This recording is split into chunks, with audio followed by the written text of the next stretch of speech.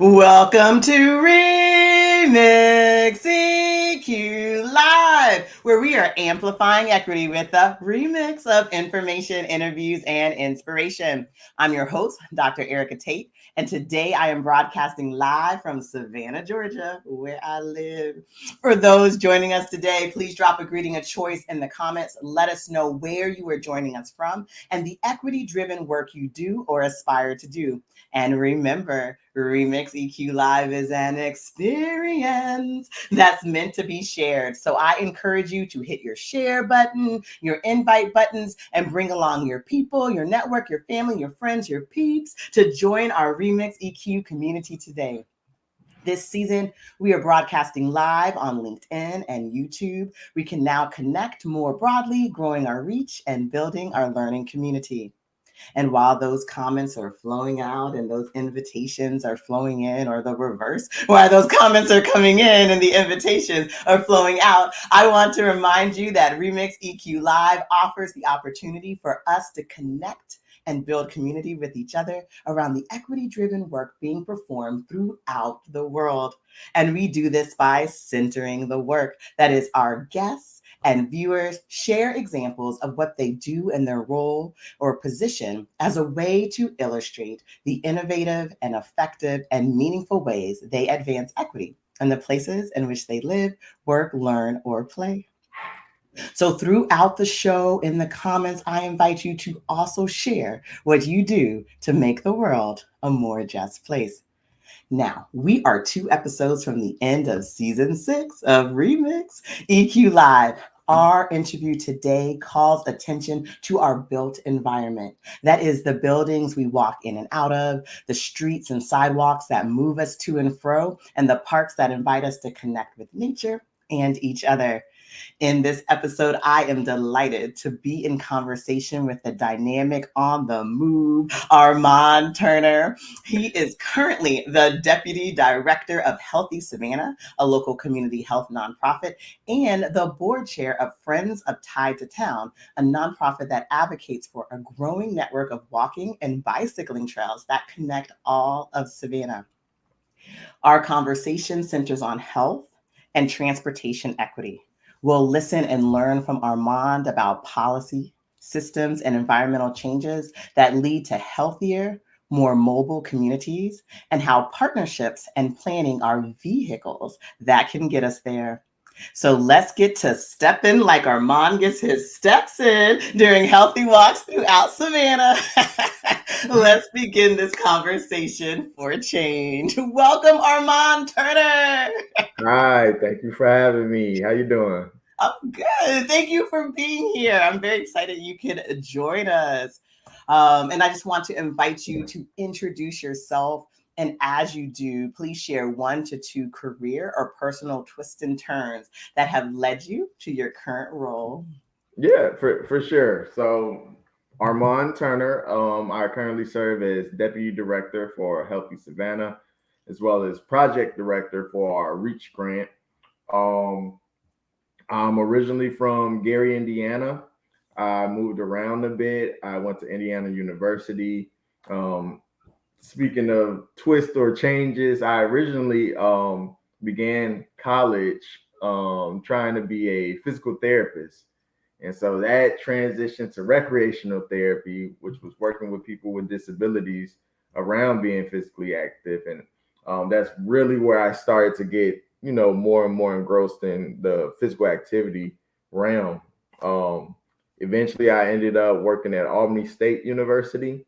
I was over the recreation and intramural sports work. And then my wife, who was my girlfriend at the time, she moved to Savannah to work at Gulfstream. And so eventually I followed her. And that's how I found Healthy Savannah. I'm just trying to find some type of job that focused on recreation and physical activity. And the Reach grant popped up, and I met Paula, who's our executive director, and Lizanne, who's over CGIC. And they interviewed me, and they thought I was good enough for the role. And then, 6 years later, I'm still here doing this great work. So coming out of high school, I never thought that I'd be in Savannah, Georgia. I'm not even sure if I knew where Savannah was at the time. So it's awesome to see where life takes you and how you kind of end up where you need to be. And that's where I Yeah. feel like I'm at now. I love it. I'm excited. I always it's like my favorite question. I always enjoy hearing about people's journey, both like the like education and professional twists and turns, but also the family twists and Mhm. turns, right? How we move with our families so that we can enjoy, our lives after our workday is done. Right. Yeah, it's really great to hear about that. Some like recreational therapy to focus on equity. So it's always Mhm. been in you. Right. I love it. I love it. Oh, good morning. Great people, says Gloria Wesley. And good morning, Gloria. Good Hi, morning. Gloria. Hello, Gloria. Oh, well, thank you. Definitely connect with Armand in the comments during this episode. This is Remix EQ Live for those who are joining in, and we're amplifying equity through a remix of information, interviews, and inspiration. And now that you had the chance to meet or reconnect with Armand Turner, please invite others to tune in. And of course, I invite you to interact with us. So post a comment to say hello, good morning, how you doing? Also share examples from the work that you're doing related to this topic and any learnings that are coming to you as you listen to this interview. You are part of our Remix EQ Live experience. So now we center the work. This is our opportunity for us to learn from Armand about advocating for health and transportation equity in communities that have been underserved and marginalized as a pathway toward making the world a more just place. So, Armand, as the Deputy Director of Healthy Savannah, how are you working to increase health equity across communities in and near Savannah, Georgia? Well, I've mentioned the Reach Grant a couple times so far. So just for some context, the Reach Grant stands for Racial and Ethnic Approaches to Community Health. It's a grant that we were awarded from the CDC back in 2018. It was originally for $3.4 million.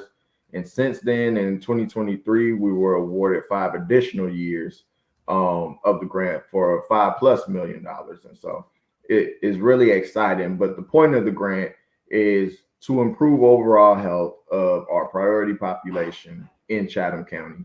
And our priority population consists of low wealth, African Americans, and Hispanics.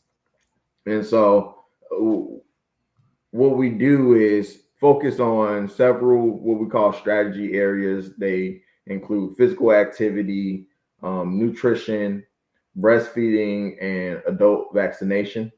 And so we all, and when I say all, we've got a whole team of great program managers who all work together to try to figure out how can we address these different issues and barriers that we're facing within those strategy areas. So when I originally started, I was over the physical activity portion.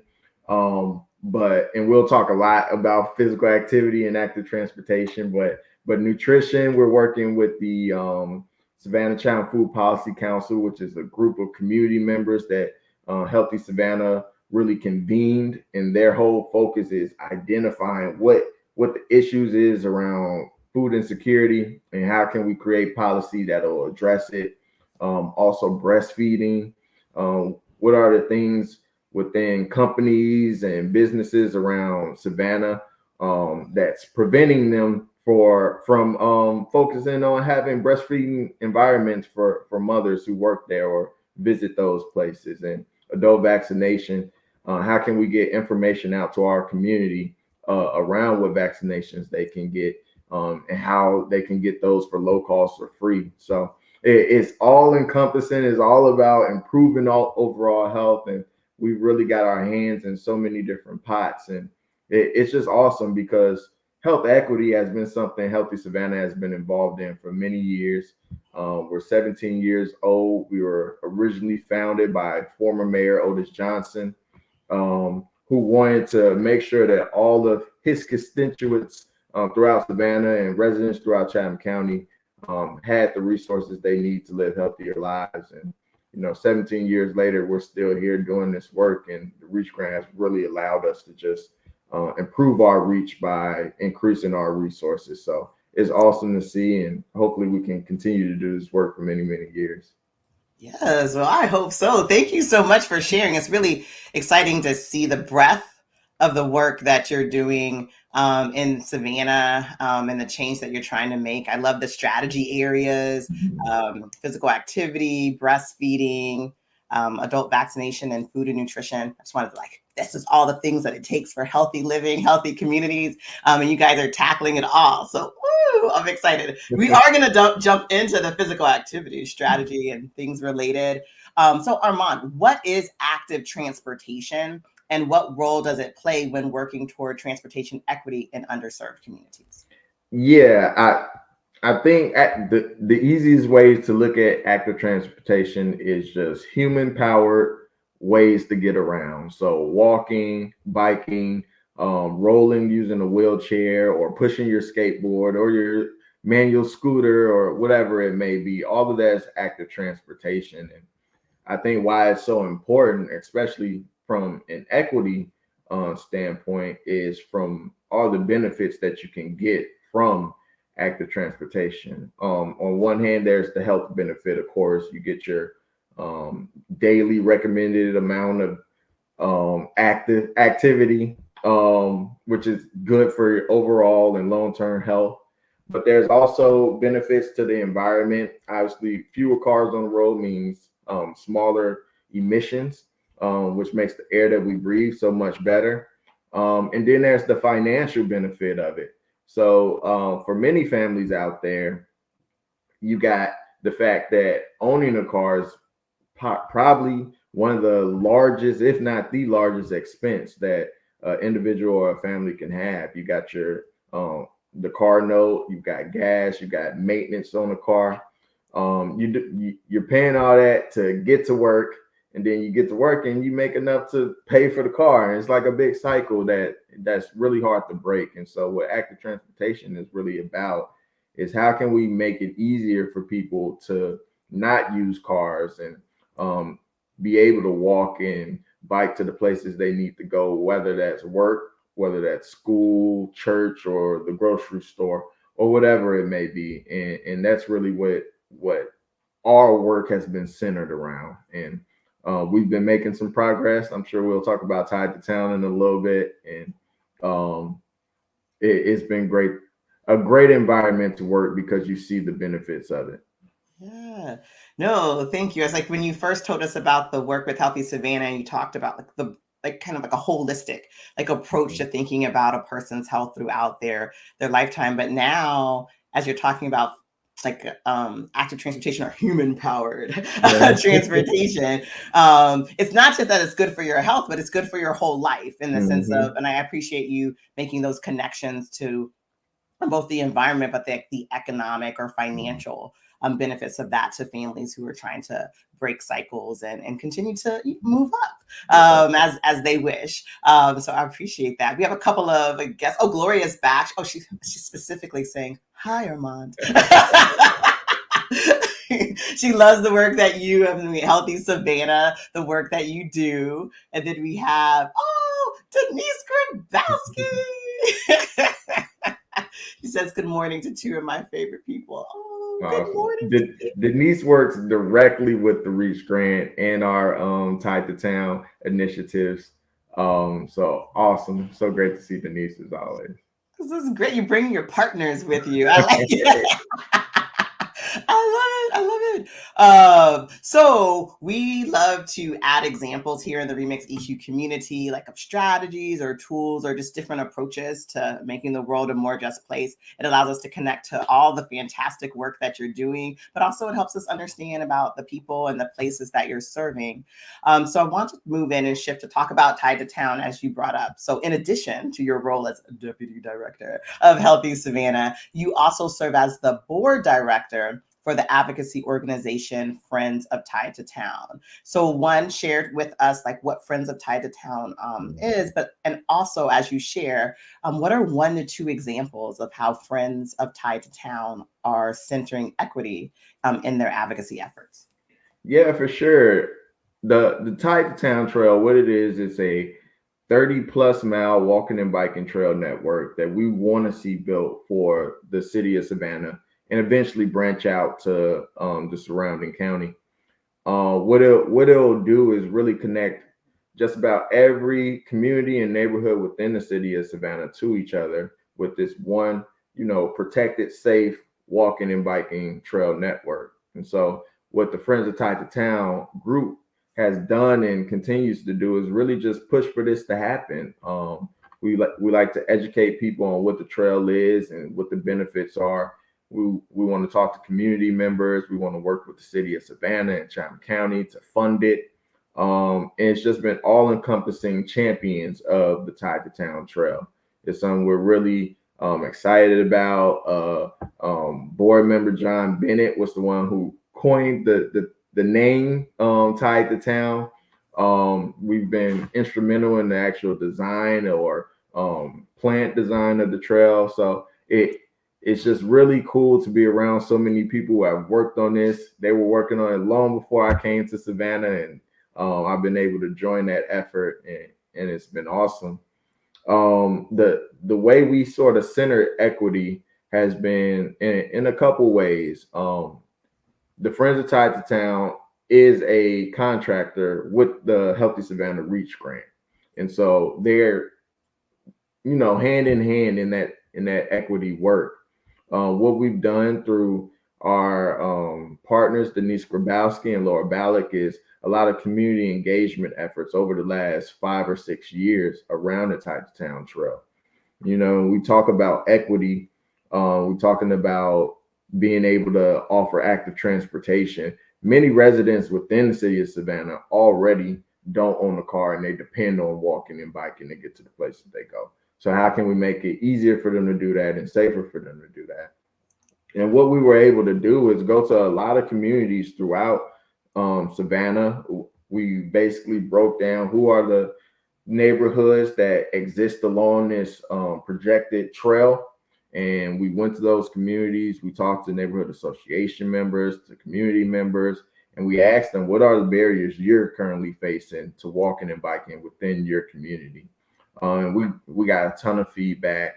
We walked the neighborhoods with community members.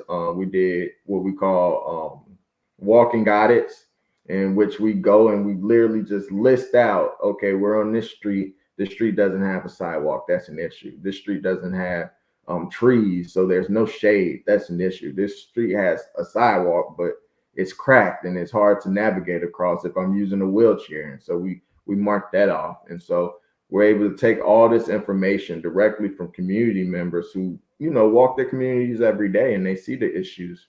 We're able to come up with recommendations of how the Tied to Town Trail can benefit, where it needs to connect, and how this community as a whole, even outside of Tied to Town, can do a better job as far as connecting its residents to the places they need to go. And so that's been an awesome experience. It's really keyed us in with community members about what's important to them, and it's something we're really proud of.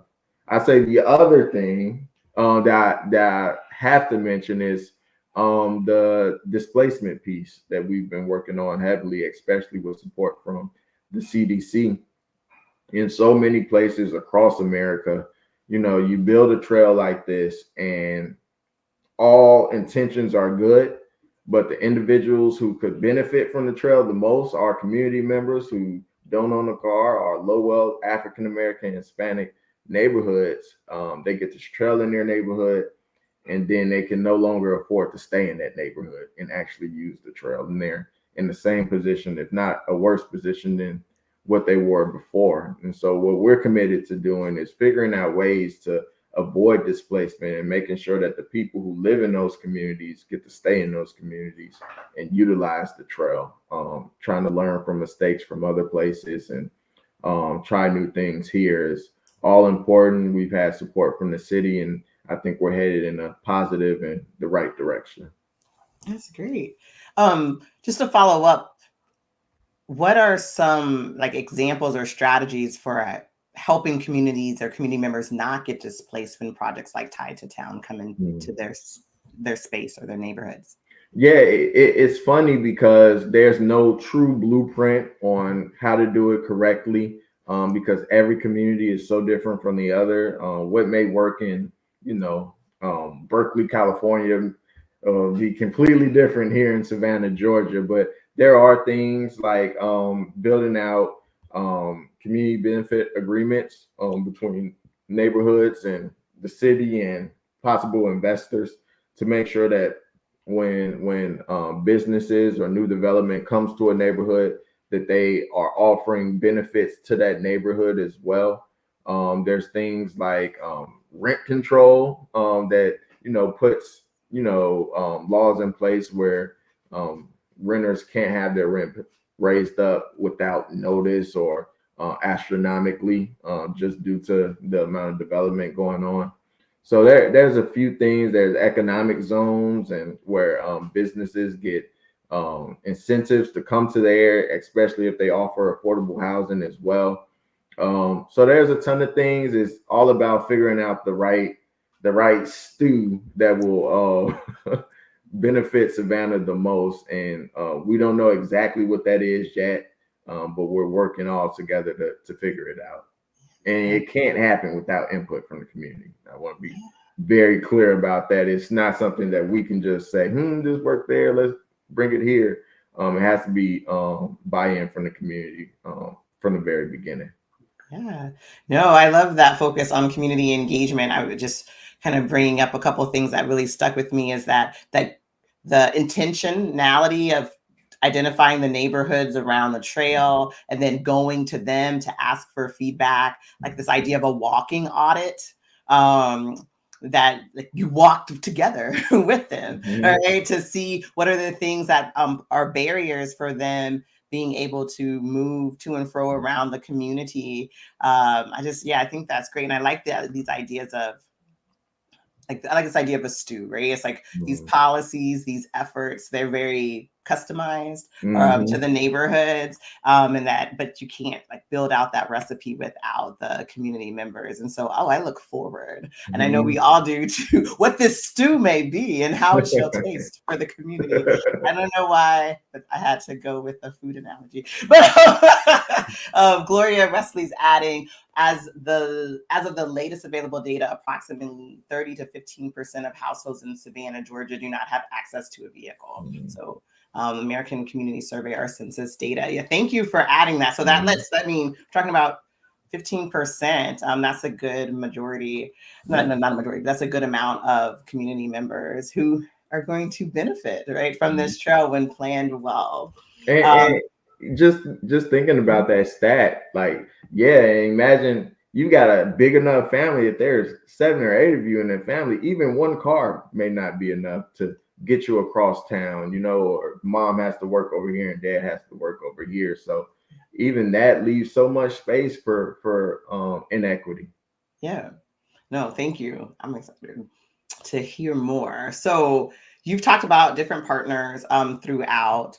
And I wanted to talk a little bit about planning because you mentioned that you make recommendations to the city or recommendations to other entities that could help support like this tied to town or other active transportation efforts. So given the goals of health and transportation equity, why is it important to partner with cities or other municipalities as they plan for future growth and change?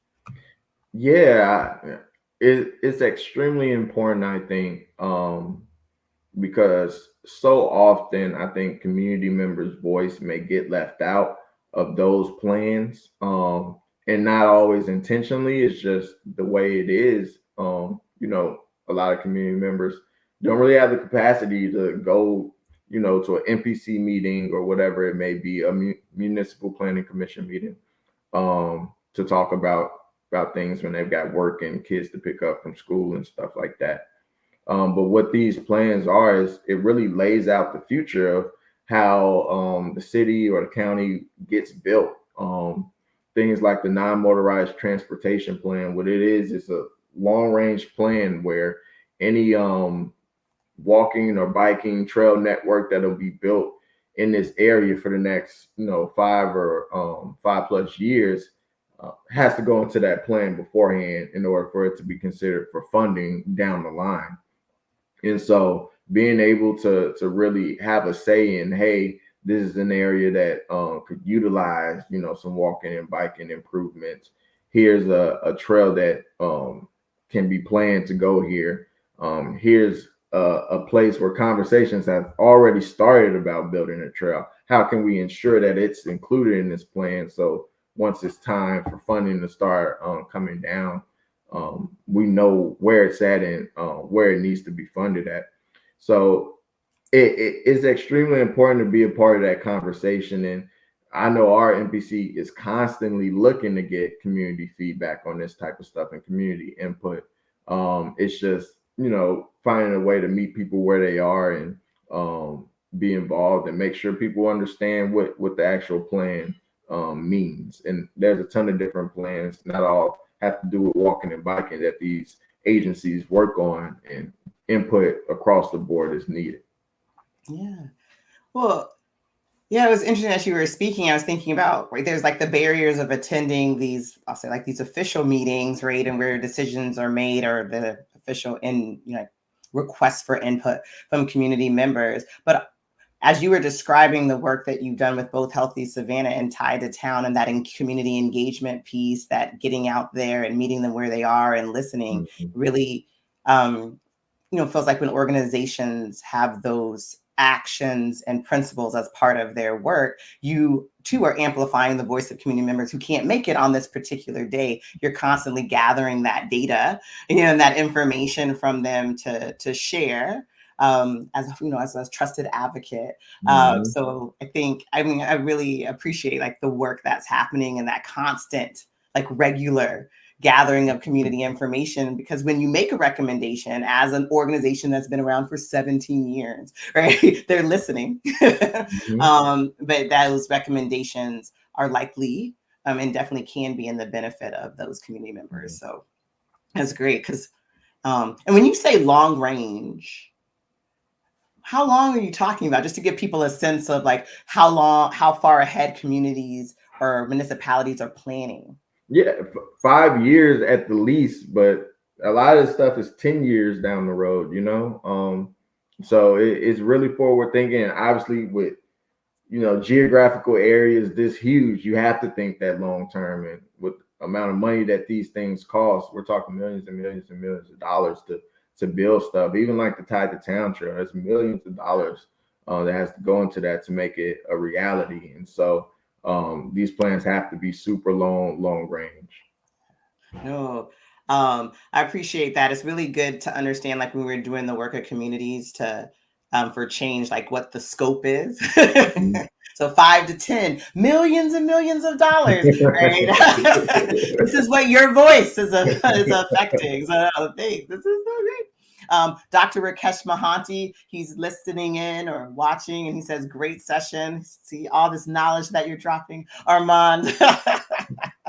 Oh, well, in our Remix community, we also like to celebrate our guests. It's how we rally, which is an acronym for recognizing, appreciating, learning, loving, and take caring you as social justice warriors who work to make the world a more just place. And today, Armand, we would like to celebrate your promotion from Deputy Director to Executive Director of Healthy Savannah. Woo! Congratulations! Thank you so much. That's exciting. I've always loved it when guests are promoted. Woo! Bigger position, greater impact, more change. Mm. Yeah, so we're excited for you. I know on January 2025 is your official start as Yes, yes. Executive Director. And I just like to say, as many people know, you can't think about Healthy Savannah without Paula Chrysler. Paula Chrysler is our current executive director, and she's been with an organization since day one. And before Reach, she was the sole employee of Healthy Savannah. And so she's done so much work, and she's been such a mentor for myself, and preparing me for that role. It's just been awesome to have her in my corner. So I just want to say thank you to her. And it wouldn't be possible for me to be in this position to have that promotion if it wasn't for the wonderful leadership she's displayed since I came to Savannah. So That's wonderful. I appreciate that acknowledgement of mentorship, right? And it helps you grow your impact. I'm very excited. I cannot wait. Well, oops. Gloria says congratulations. thank Woohoo! you. Oh, so during our episodes, our guests, just like you, Armand, you drop knowledge, you drop inspiration, you really remind us of the work that it takes to make the world a more just place. And I would love for you to just have one more opportunity to drop some final inspiration on our community. So, Armand, as you grow in your leadership, what is your vision for a healthier, more equitable Savannah? I think my vision is one big collaborative effort as we move forward, listening to the community and making sure the community not only feels but knows that their voice is being carried forward in the decision making that gets made. One quote that speaking of Paula always brings up is, if you want to go somewhere fast, go by yourself. If you want to go far, go as a team, as a collaborative. And I think the only way we address these issues that we're facing as far as health here in Savannah and Chatham County is together, depending on each other and trusting in each other to work together and come up with some solutions. That's wonderful. Collaboration is definitely a theme throughout the interview as you spoke. So, for those who are in Savannah, we definitely look forward to seeing your vision realized. And for those social justice warriors elsewhere, you follow On the Move, Armand Turner, and Healthy Savannah. For examples and models and learnings as we continue to work to make the world a more just place. Thank you, Armand Turner, for accepting my invitation to speak about what matters most to you. And we're grateful for the opportunity to listen and learn from you, especially about why and how you have chosen to make the world a more just place. So thank you very much. Thank you for having me. I always enjoy our conversations, Erica. Oh, oh yes. And by the way, I always do this. As you do more and more things and make more and more change, feel free to come back and share For with the sure. community, right? This is exciting. We have 10 years of Uh-huh. interviews to see all these plans realized. So you are, standing invitation. For sure. Well, thank you. Just a couple of reminders. We're here on the second and fourth Fridays at 11:30 a.m. Eastern. I will be back in 2 weeks on November 8th for our season 6 finale.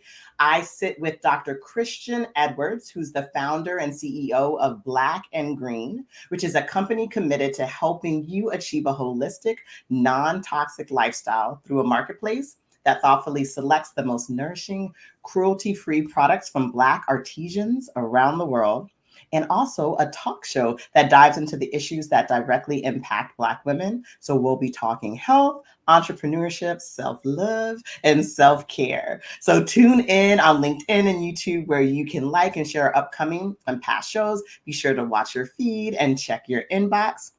And then also, as season 6 comes to a close, I want to remind you that in these 6 seasons, we have created a substantial and inspirational body of work. 40 plus videos or episodes are available and have been curated into playlists for your viewing and listening pleasure. So if you love today's show, the topic of transportation equity, please check out our Remix EQ Live playlist. And on YouTube, we now have a tab for podcasts, and so you can catch up on all the playlists. And the two that I recommend for you going forward are, we have a Savannah 912 playlist, which highlights the locals like Armand who inspire and drive change in Savannah and beyond. And we also have a health equity and wellness playlist, which features guests who share their efforts to promote wellness and achieve equitable health outcomes in underserved communities.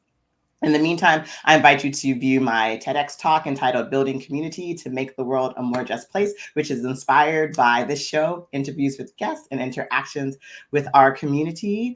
And then I also invite you to view our Remix EQ Live webpage. So we have episode announcements, recordings, more information about the show. And while you're there, you can discover ways to support Remix EQ Live by a donation, which we consider a love offering, or you can purchase some of our merch Ding, ding. As ways to just amplify the work that we're doing. So you can visit the Blue Knowledge Store, which is retail therapy for social justice warriors. And while you're on the show's webpage or you're engaging in a bit of a justice-inspired retail therapy, please poke around the website, learn more about my business, Blue Knowledge, which advances equity in schools and communities through collaborative research, inclusive evaluation, and equity-driven professional and community learning. So connect with us on LinkedIn, the Blue Knowledge YouTube channel, and you can subscribe to our newsletter. And of course, I invite you to connect with me here in these digital streets. And if you're in Savannah, in the actual streets, I love the streets. But thank you, Remix EQ community, for your engagement, your encouragement, and your rally, which is how we recognize, appreciate, learn, love, and take care of you as you work to make the world a more just place. I'm your host, Dr. Erica Tate, and this is Remix EQ Live, and we will see you next time.